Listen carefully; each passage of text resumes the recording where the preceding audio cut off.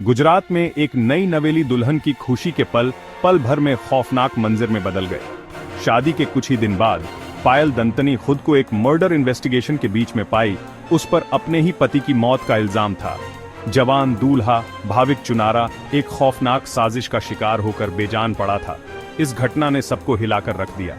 शादी की मेहंदी का रंग अभी तक फीका नहीं पड़ा था और पायल पर एक घिनौने जुर्म का इल्जाम लग चुका था।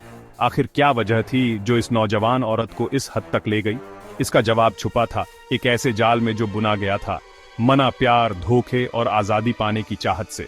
अहमदाबाद शहर इस दर्दनाक कहानी का गवाह बना।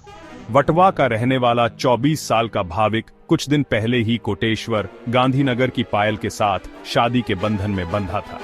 खुशी और उम्मीदों से भरा जश्न अब इस खौफनाक घटना के बाद खोखला लग रहा था। गलियों में इस जुर्म की आहट एक झूठ पर टिकी शादी की भयानक तस्वीर पेश कर रही थी। जैसे जैसे राज खुलते गए, मना प्यार और मजबूर चाहत की कहानी सामने आई। पता चला कि पायल एक राज छुपा रही थी, एक ऐसा प्यार जो उसकी शादी से भी पहले का था, एक ऐसा प्यार जो जानलेवा साबित होता। इस खौफनाक कहानी के बीच में था पायल का कजिन कल्पेश चुनारा, जिसने पायल का दिल जीता था। उनका प्यार 4 साल पुराना था, एक ऐसा प्यार जिसे समाज कबूल नहीं कर सकता था। परिवार के दबाव में पायल को भाविक से शादी करनी पड़ी, एक ऐसा इंसान जो उसके लिए चुना गया था, उसने खुद नहीं चुना था। एक प्यार विहीन शादी में बंधकर उसका दिल अब भी कल्पेश के पास था। हर दिन एक सजा बन गया था, हर पल उस जिंदगी की याद दिलाता जो वो अपने सच्चे प्यार के साथ जीना चाहती थी। इस बेमेल शादी से छुटकारा पाने के लिए पायल ने एक खतरनाक और भयानक प्लान बनाया। उसने अपनी सारी तकलीफ अपने प्यार कल्पेश को बताई, उसके साथ रहने की चाहत बताई, बिना किसी बोझ के। कल्पेश प्यार में अंधा और गुस्से में पागल उसकी मदद करने को तैयार हो गया। एक खतरनाक साजिश का बीज बोया गया, एक ऐसा प्लान जो एक जान ले लेता और दूसरों को हमेशा के लिए दागदार कर देता। एक दर्दनाक कहानी का मंच तैयार हो चुका था। इसमें शामिल सभी किरदार अपनी भूमिका निभाने के लिए तैयार थे। एक ऐसा प्लान बना जो उतना ही भयानक था जितना बोल्ड, एक ऐसा प्लान जो पीछे सिर्फ तबाही छोड़ जाता। अंधेरी रात में एक सफेद इनोवा गाड़ी हथियार बन गई, एक खौफनाक साजिश का जरिया।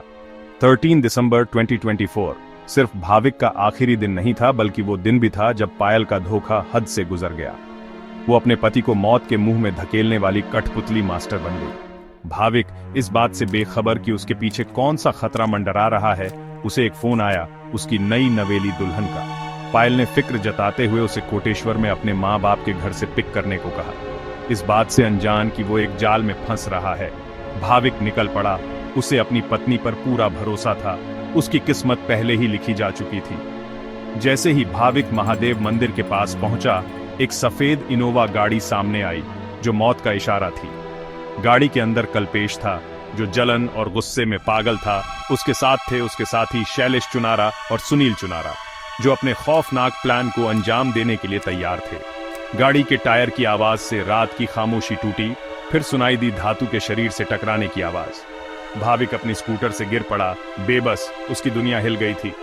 शोर सुनकर लोग इकट्ठा होने लगे, सब डर के मारे देख रहे थे।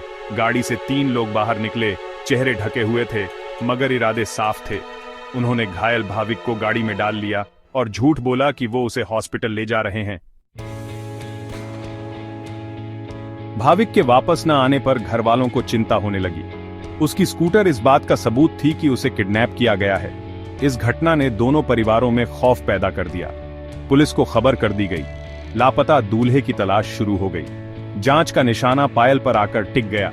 उसकी नई शादी और भाविक के गायब होने के शक की वजह से उस पर शक गहराता गया।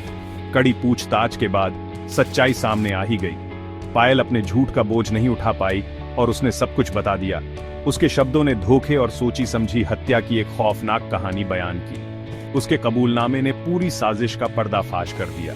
पुलिस ने उसके बयान के आधार पर कल्पेश, शैलेश और सुनील को गिरफ्तार कर लिया। कल्पेश ने, जो अब डर चुका था, अपना जुर्म कबूल कर लिया। उसने बताया कि कैसे इनोवा गाड़ी में भाविक का गला घोंट दिया गया और कैसे उसके शरीर को नर्मदा नहर में फेंक दिया गया। भाविक के शरीर मिलने से सच्चाई सामने आ गई। इस घटना ने सबको हिलाकर रख दिया।